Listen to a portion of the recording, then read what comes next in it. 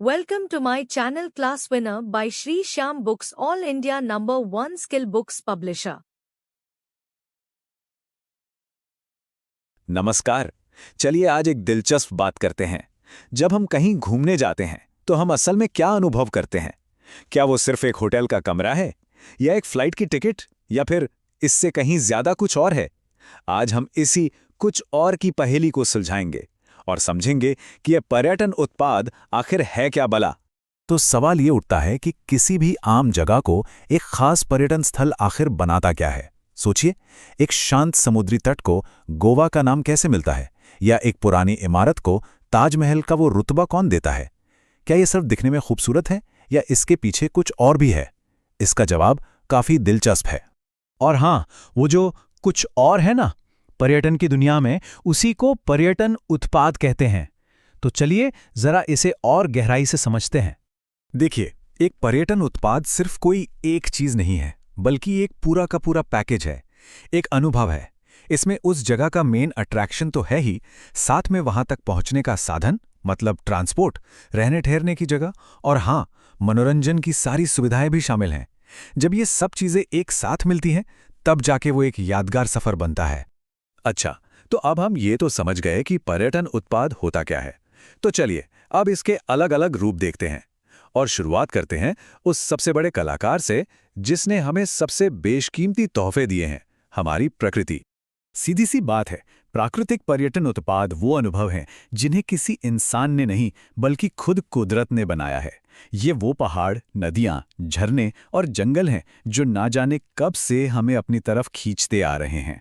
जरा सोचिए, किसी जगह का सुहाना मौसम, जैसे केरल की मनमोहक जलवायु, ये भी तो एक आकर्षण है। या फिर हिमालय के वो बर्फीले नज़ारे जो सांसें रोक देते हैं। अंडमान और निकोबार जैसे द्वीप, ये तो अपने आप में एक अलग ही दुनिया है। और घने जंगलों में छिपे वो अनोखे जीव जंतु, ये सब प्रकृति के ही तो शानदार उत्पाद हैं। तो एक तरफ हो गई प्रकृति की भव्यता, और अब बात करते हैं इंसानी सोच और कलाकारी की, उन चमत्कारों की जिन्हें इंसानों ने अपनी मेहनत और कल्पना से सच कर दिखाया है। इसमें वो सब कुछ आता है जिसे इंसानों ने बनाया है, चाहे वो मनोरंजन के लिए कोई थीम पार्क हो, आराम के लिए कोई आलीशान होटल हो, या फिर बिजनेस के लिए बना कोई बड़ा सा कन्वेंशन सेंटर।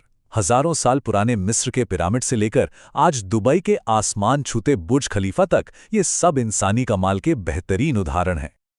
लेकिन सोचिए, तब क्या होता है जब प्रकृति की कला और इंसान की कारीगरी दोनों एक साथ मिल जाएं?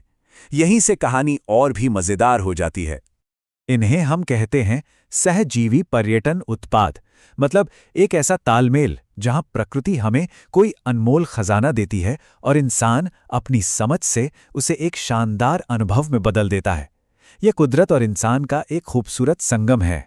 इसका सबसे अच्छा उदाहरण है हमारे नेशनल पार्क।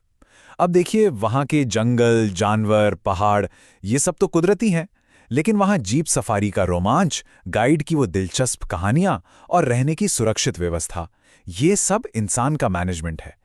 इसी मैनेजमेंट की वजह से हम उस कुदरती खजाने का मजा सुरक्षित तरीके से ले पाते हैं। अब चलिए इस सफर को एक कदम और आगे बढ़ाते हैं और बात करते हैं उन जगहों की जिन्हें दुनिया का सबसे बड़ा सम्मान मिला है। मैं बात कर रहा हूं यूनेस्को विश्व धरोहर स्थलों की। यूनेस्को, जो कि यूनाइटेड नेशंस की कल्चरल बॉडी है, दुनिया भर से ऐसे अनमोल रत्नों को चुनती है जो सिर्फ एक देश की नहीं बल्कि पूरी इंसानियत की साझी विरासत हैं। सच कहूं तो इस लिस्ट में शामिल होना पर्यटन की दुनिया का ऑस्कर जीतना जैसा है। ये धरोहरें भी ना मुख्य रूप से दो तरह की होती हैं। एक होती है सांस्कृतिक, जो इंसानी इतिहास, कला और कहानियों को बयां करती हैं, जैसे पुराने किले या मंदिर।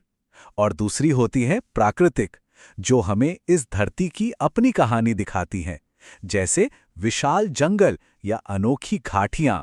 और जब सांस्कृतिक धरोहरों की बात हो तो भाई, भारत का कोई जवाब नहीं। आगरा का ताजमहल, जो सिर्फ इमारत नहीं, मोहब्बत की एक अमर दास्तां है। दिल्ली का लाल किला मुगल शान की गवाही देता है। कोणार्क का सूर्य मंदिर, जिसके पत्थर के पहिए आज भी वक्त की चाल बताते हैं। और जयपुर का जंतर मंतर, सोचिए, हमारे पूर्वजों ने बिना किसी टेक्नोलॉजी के सितारों की चाल को कितनी सटीकता से पढ़ लिया था। और अगर बात प्रकृति की करें तो वहां भी भारत किसी से पीछे नहीं है। असम का काजीरंगा, जो एक सींग वाले गैंडे का घर है, फूलों की घाटी जहां हर तरफ बस रंग ही रंग बिखरे होते हैं, और ग्रेट हिमालयन नेशनल पार्क जो स्नो लेपर्ड जैसे कई दुर्लभ जीवों का ठिकाना है। ये जगहें सच में भारत की आत्मा हैं। तो कुल मिलाकर हम ये कह सकते हैं कि पर्यटन उत्पाद सिर्फ घूमने की जगह नहीं है, ये असल में कहानियां हैं। कुछ कहानियां कुदरत ने लिखी हैं और कुछ इंसानों ने। ये वो अनुभव हैं जो हमें हमारे इतिहास से जोड़ते हैं, हमारे आज को यादगार बनाते हैं और हमें दुनिया को एक नई नज़र से देखने का मौका देते हैं। और अब जाते जाते एक सवाल, जरा सोचिए, जिस शहर या गांव में हम रहते हैं वहां की क्या पहचान है? वो कौन सा पर्यटन उत्पाद है जो उस जगह को खास बनाता है? क्या वो कोई प्राकृतिक अजूबा है, कोई ऐतिहासिक इमारत या फिर कोई रंग बिरंगा त्योहार? सोचिएगा जरूर, क्या पता अपने आसपास ही कोई नई दुनिया देखने को मिल जाए। Thanks for watching. Don't forget to like, comment, share, subscribe.